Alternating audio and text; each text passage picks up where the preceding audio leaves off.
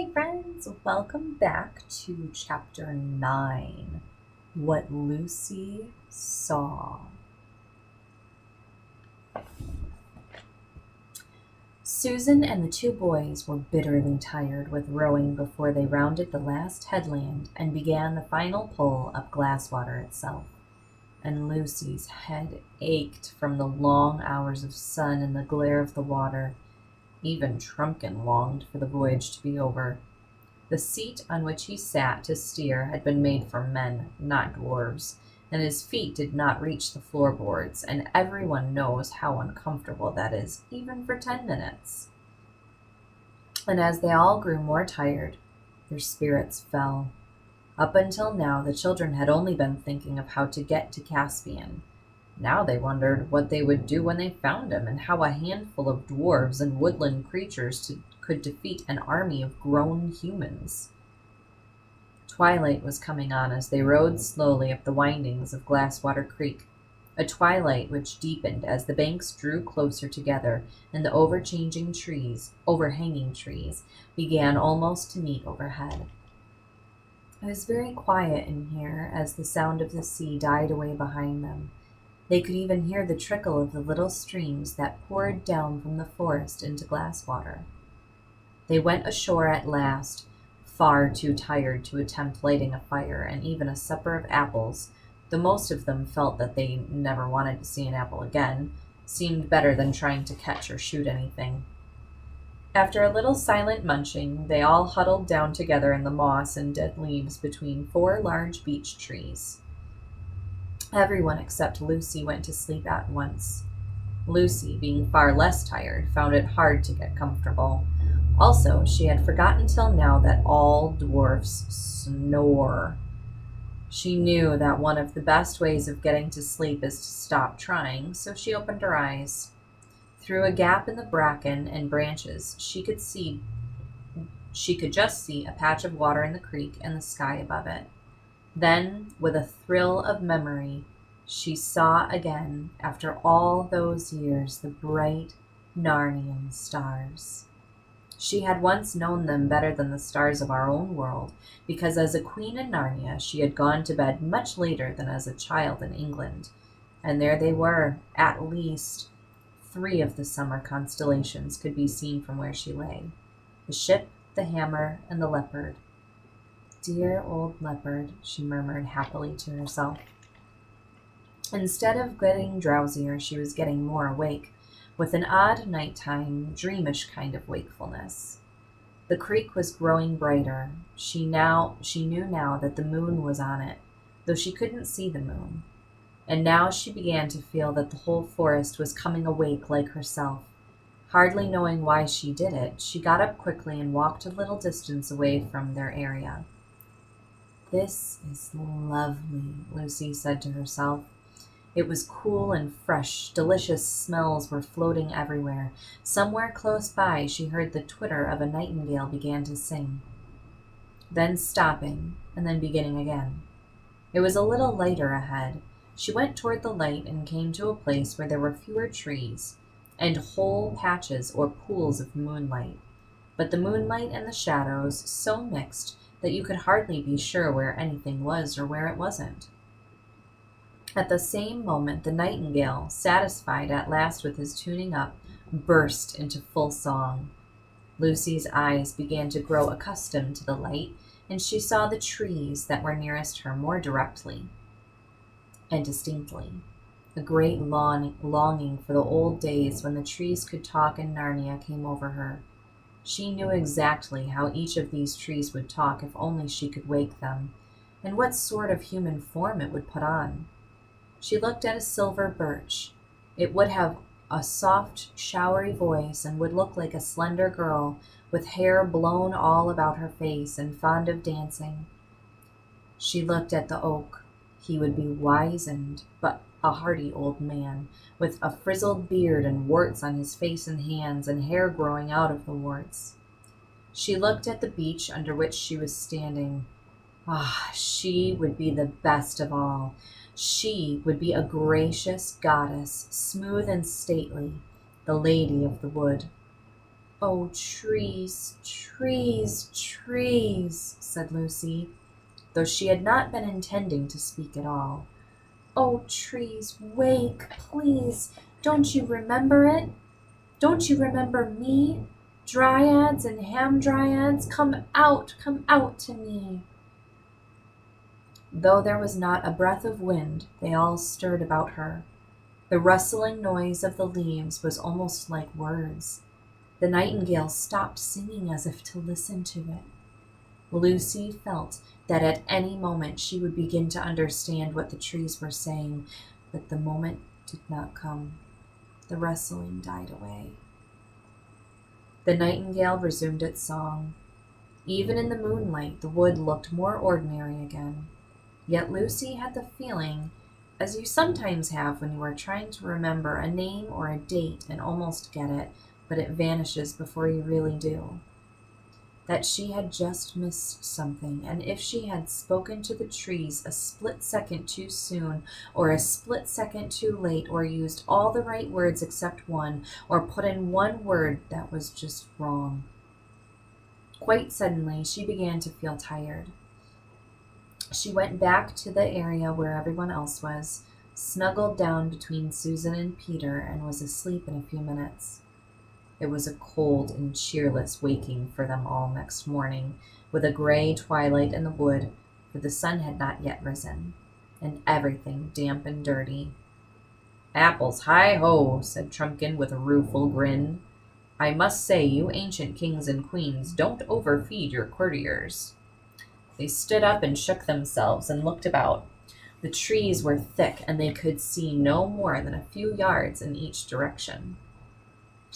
"I suppose your majesties know the way all right," said the dwarf. "I don't," said Susan. "I've never seen these woods in my life before. In fact, I thought all along we ought to have gone by the river." "Then I think you might have said so at the time," answered Peter with pardonable sharpness. "Oh, don't take any notice of her," said Edmund. "She's always a wet blanket. You've got that pocket compass of yours, Peter, haven't you?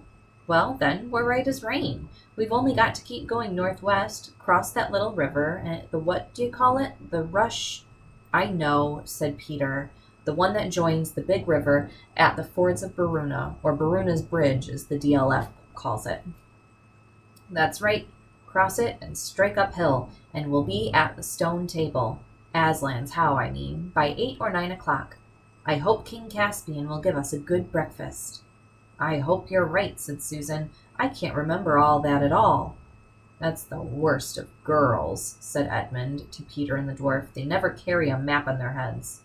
"That's because our heads have something inside them," said Lucy. At first, things seemed to be going pretty well.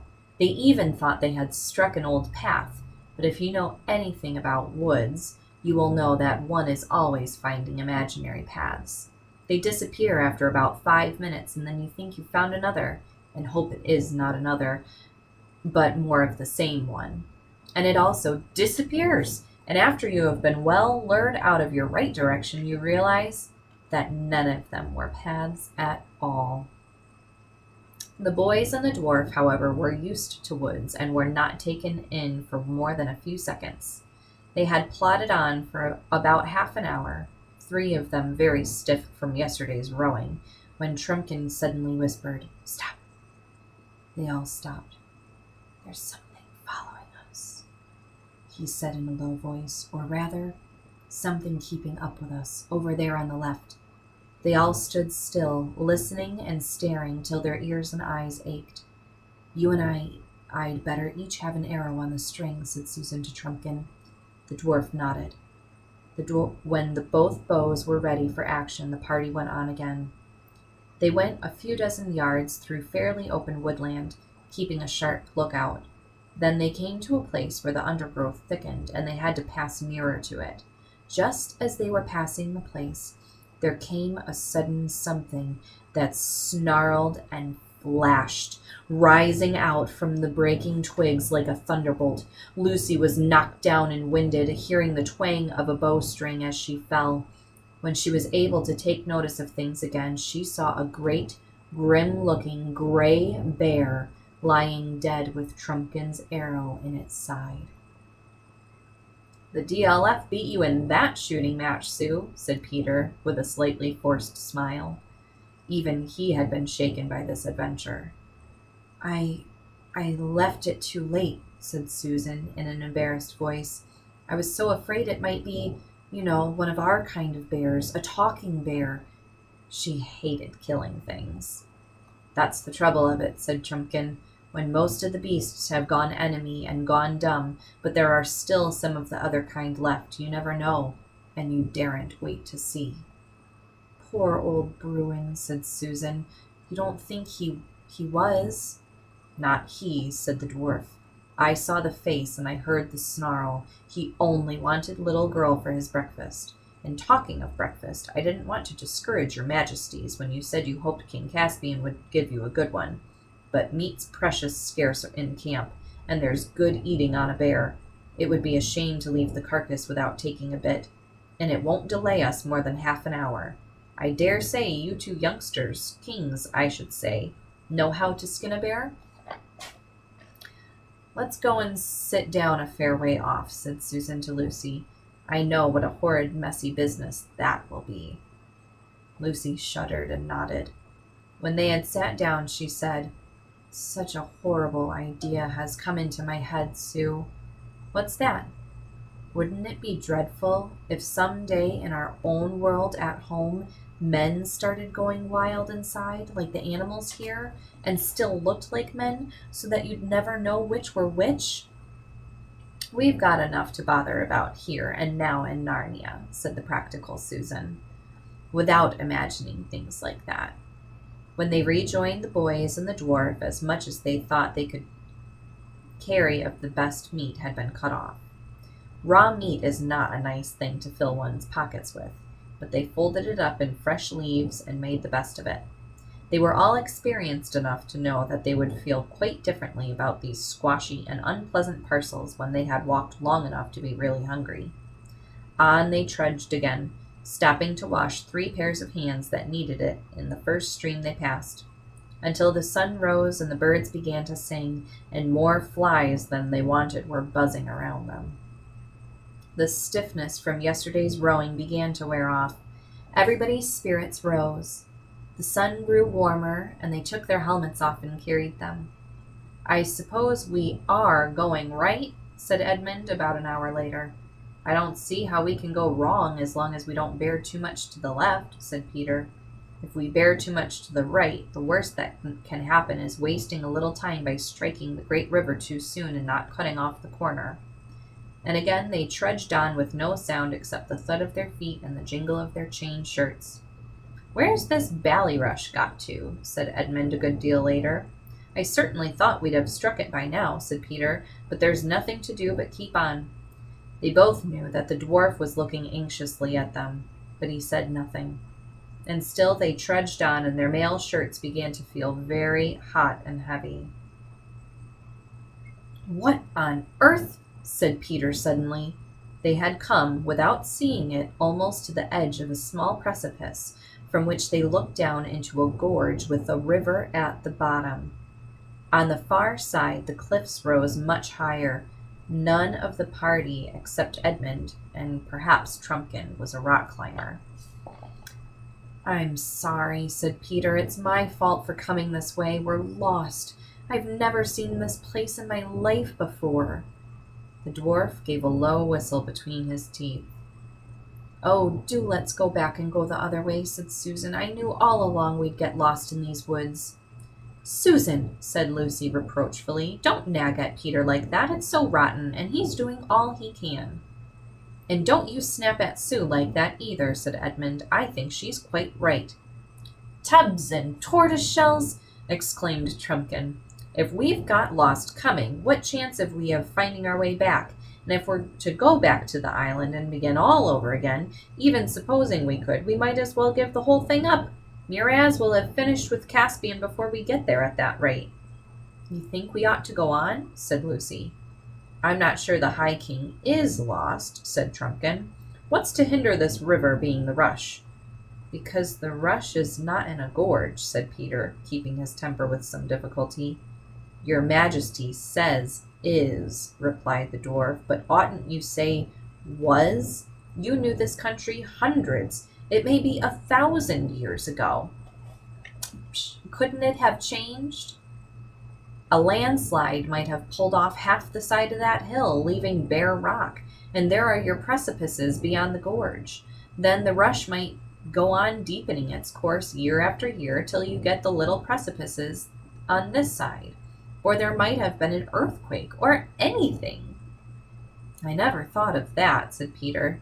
And anyway, continued Trumpkin, even if this is not the rush, it's flowing roughly north, and so it must fall into the great river anyway. I think I passed something that might have been it on my way down. So if we go downstream to our right, we'll hit the great river. Perhaps not so high as we'd hoped, but at least we'll be no worse off than if you'd come my way. Trumpkin, you're a brick, said Peter. Come on, then, down this side of the gorge. Look, look, look, cried Lucy. Where? What? Said everyone. The lion, said Lucy. Aslan himself, didn't you see? Her face had changed completely, and her eyes shone. Do you really mean? Began Peter. Where did you think you saw him? Asked Susan. Don't talk like a grown-up, said Lucy, stamping her foot. I didn't think I saw him. I saw him. Where, Lou? Asked Peter. Right up there, between those mountain ashes. No, this side of the gorge, up and not down, just the opposite of the way you want to go. And he wanted us to go where he was, up there. How do you know that was what he wanted? Asked Edmund. I just know, said Lucy, by his face. The others all looked at each other in puzzled silence.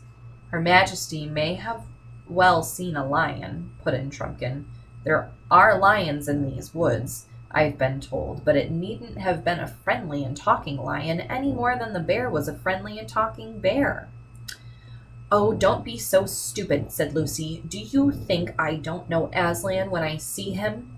He'd be a pretty elderly lion by now, said Trumpkin, if he's one you knew when you were here before. And if it could be the same one, what's to prevent him from having gone wild and witless like so many others? Lucy turned crimson, and I think she would have flown at Trumpkin if Peter had not laid his hand on her arm. The DLF doesn't understand. How could he? You must just take it, Trumpkin, that we do really know about Aslan. A little bit about him, I mean, and you mustn't talk about him like that again. It isn't lucky for one thing, and it's all nonsense for another. The only question is whether Aslan was really there. But I know he was, said Lucy, her eyes filling with tears. Yes, Lou, but we don't, you see, said Peter. There's nothing for it but a vote, said Edmund. All right, replied Peter. You're the eldest, DLF. What do you vote for, up or down? Down, said the dwarf. I know nothing about Aslan, but I do know that if we turn left and follow the gorge up, it might lead us all day before we found a place where we could cross it. Whereas if we turn right and go down, we're bound to reach the great river in about a couple of hours. And if there are any real lions about, we want to go away from them, not toward them. What do you say, Susan? Don't be angry, Lou, said Susan, but I do think we should go down. I'm dead tired. Do let's get out of this wretched wood into the open as quick as we can, and none of us except you saw anything. Edmund, said Peter. Well, there's just this, said Edmund, speaking quickly and turning a little red. When we first discovered Narnia a year ago, or 1,000 years ago, whichever it is, it was Lucy who discovered it first, and none of us would believe her. I was the worst of the lot, I know, yet she was right after all. Wouldn't it be fair to believe her this time? I vote for going up. Oh, Ed, said Lucy, and seized his hand. And now it's your turn, Peter, said Susan, and I do hope— Oh, shush, and let a chap think, interrupted Peter. I'd much rather not have to vote. You're the High King, said Trumpkin sternly. Down, said Peter, after a long pause. I know Lucy may be right after all, but I can't help it. We must do one or the other. So they set off to their right along the edge downstream, and Lucy came last of the party, crying bitterly. I don't know, should they have followed Lucy? I have a feeling they should have, maybe. I hope you guys are doing well. I'm enjoying our book. It's getting more and more interesting as we go along each day. I'm excited to have all of you guys on Seesaw soon, and I hope you guys will check your GRPS Gmails and get to learning. I will see you guys tomorrow. Bye.